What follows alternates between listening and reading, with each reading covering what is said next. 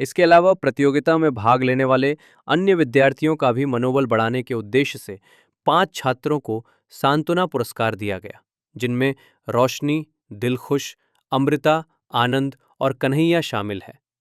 Doctor प्रभात foundation की इस पहल की विद्यालय परिवार एवं अभिभावकों ने सराहना की। इस अवसर पर पुरस्कार वितरण करते हुए शिक्षक मनोजानंद पाठक ने कहा कि इस तरह के शैक्षणिक कार्यक्रमों से छात्रों में सीखने की रुचि बढ़ती है और उन्हें आगे बढ़ने का अवसर मिलता है। उन्होंने फाउंडेशन के प्रयासों को सराहनीय बताया और भविष्य में भी ऐसे आयोजनों की आवश्यकता पर जोर दिया।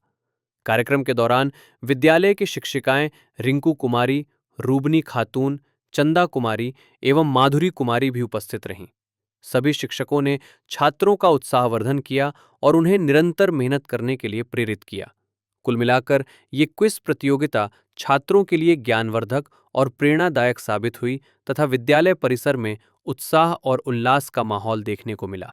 रही का प्रखंड क्षेत्र के प्राथमिक कन्या विद्यालय हुसैनपुर में स्वयंसेवी संस्था डॉक्टर प्रभात फाउंडेशन के तत्वावधान में वर्ग 5 के छात्रों के लिए एक क्विज प्रतियोगिता का आयोजन किया गया।